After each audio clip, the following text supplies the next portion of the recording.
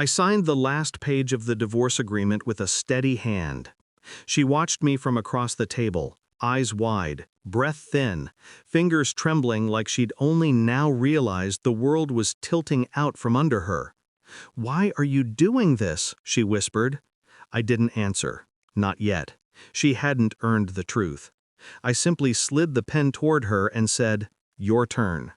That was the moment I'd been waiting for, the moment the trap closed. I met Lena 4 years earlier in a bookstore of all places. She was sitting cross-legged on the floor, thumbing through a poetry collection. She smiled when I reached for a book on the same shelf. It was the kind of smile that disarms a man, soft, unassuming, full of promise. We fell quickly. Shared apartments, shared dreams, shared whispers about someday building a family. She used to fall asleep with her head on my chest, telling me I made her feel safe. Funny, isn't it, how people say that right before they decide to rip everything apart? It started small, little changes, the kind most men overlook. Phone flipped face down, showers twice a day, sudden late meetings that never existed before. But what caught me wasn't a distance, it was the absence. She stopped touching me. No hugs, no kisses, no casual brushing of hands. Months went by, and every attempt, every gentle ask was met with excuses. Tired, stressed, maybe tomorrow. There was no tomorrow. One night, she came home smelling like a cologne I didn't own. A subtle, woodsy scent. It clung to her hair, her clothes, her skin. I asked her how work was. She said fine, too fast, too rehearsed. That was when my heart cracked, quietly, neatly, like porcelain under a gloved hand. I didn't confront her.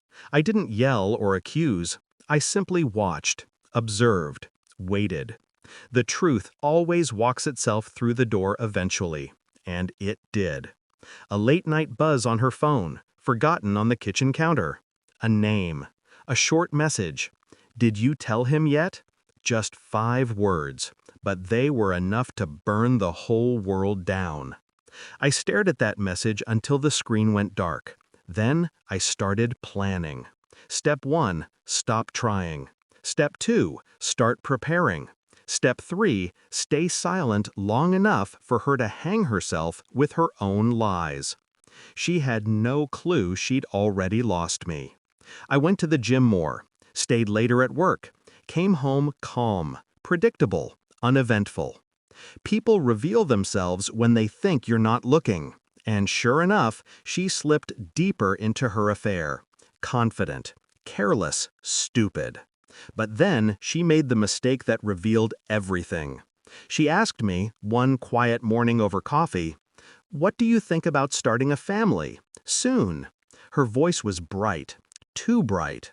I looked at her stomach. She immediately folded her arms over it. That was all the confirmation I needed. She wasn't asking for a baby, she was asking for cover. The affair had crossed a line, and she wanted me to raise another man's child. She didn't realize I already knew she was pregnant. She didn't know I'd seen the appointment reminder on her phone 2 weeks earlier.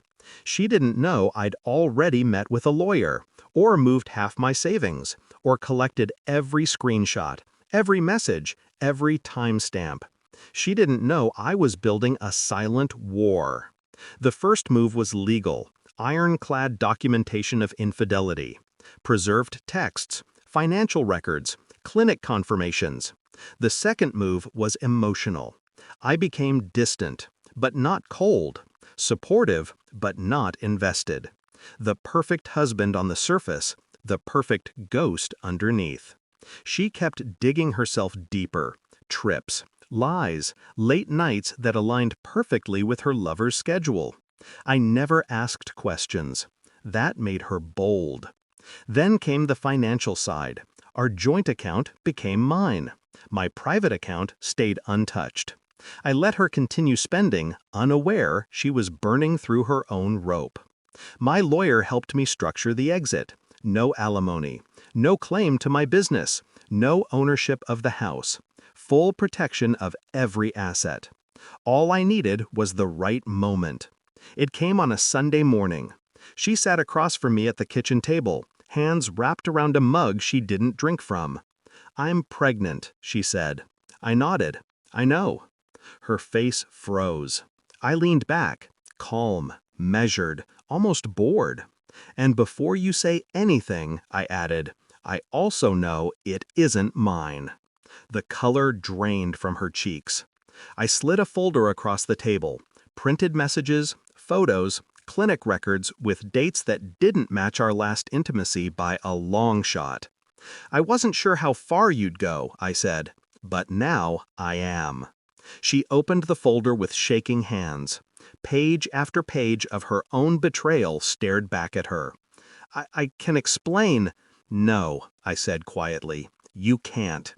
I pulled the divorce agreement from my briefcase and placed it in front of her. "It's already filed.